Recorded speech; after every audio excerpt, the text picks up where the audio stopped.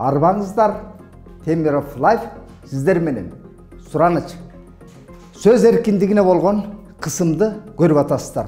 Андыктан адилеттик коомдун кеңири катмарына жетсин десеңиздер, сиздердин бөлүшүп койгонуңуздар, катталып койгонуңуздар чоң мааниге ээ.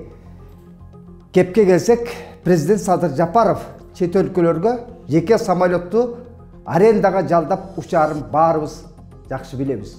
Мисалы, жыл башында мамлекет башчыбыз Пекинге жеке бизнес жет менен учканын аныктаганбыз. Ал жолку сапары 9 миллионго чукул сомду мойсогон. Кыргызстан үчүн бул сумманы оңой эмес ишке жаратса болот. Ага чейин Садыр Жапаров Глазгода учкан. Анда да эки учактын арендасы үчүн 16 миллион сом сарпталган.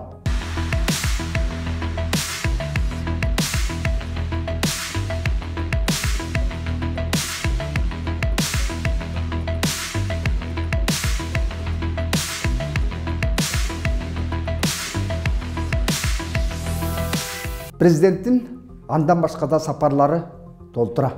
Акыркы жолу Нью-Йоркко буунун башкы ассамблеясына ушса, бул мерте Жапаров Бомбардир Global Express XRS бизнес жетисинин колдонгонун министрлер кабинетинин орун басары Эдил Байсалов мынтип түшүндүрдү. Самолет бул роскош эмес, планетанын тигил учунан бул учуна шашылышта тез жеткире турган эле транспорт деди. Дегенде да 7 миллион калк үчүн чоң жоопкерчиликти мойнуна алган адамга бул эмне болуп калыптыр деген таризде түшүндүрдү. Кыскасы, жакында мамлекетке тиешелүү ондогон самолеттор, вертолетторубуз болот экен. А президенттин пресс катчысы самолет бепбекер болгонун мынтип түшүндүрдү. Жыл башында Кыргызстан чет элдик сапарлар үчүн жаңы учак сатып аларын билдиргенмин.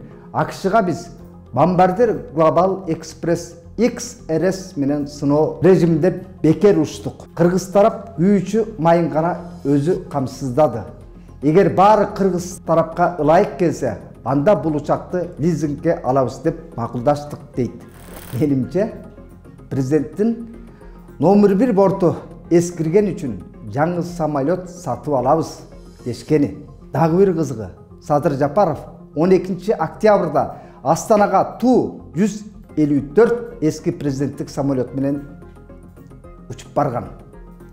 А бүгүнкү 27 октябрда мамлекет башчыбыз Казакстанга кайрадан иш сапары менен барды.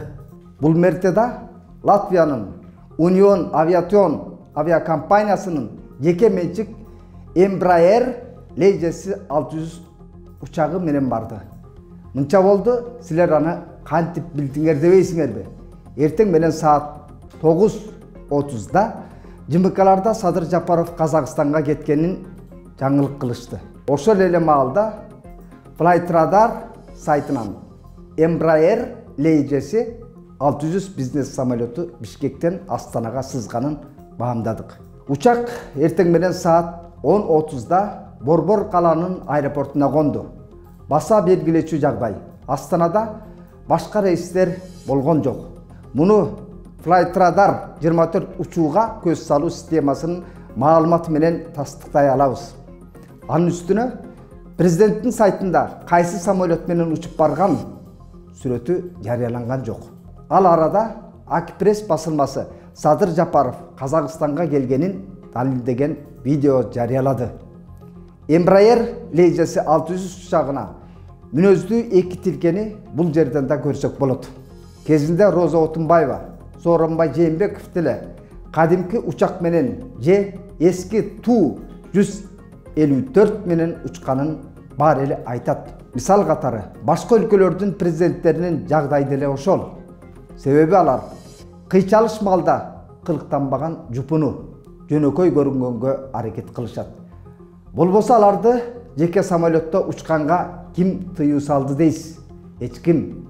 А миллион сомго кычырап Лора Пиана фирмасынын курткасын кийген Садыр Жапаров эски самолет мингени жарашпай калбайбы? Лора Пиана Тамашаны кое туруп, эми эки жагдайга токтололу. Биринчиси коопсуздук үчүндүр, мүмкүн. А экинчиси комфортту сүйгөн адамга айла барбы? Бирок 2 жума мурун эле мамлекет башчыбыз ошол эле Ту-154 самолету менен Астанага сопсо учуп барып келди. Эч нерсе болгон жок. Эми урматтуу көрүүчүлөр, тыянакты өзүңүздөр чыгарыңыздар. Урматтуу көрүүчүлөр, биздин иликтөөлөр дагы да көп жана сапаттуу болушун кааласаңыз, коррупцияга каршы күрөшүүгө салым кошкуңуз келсе, анда биздин Patreon'га катталып колдоо көрсөтүңүз.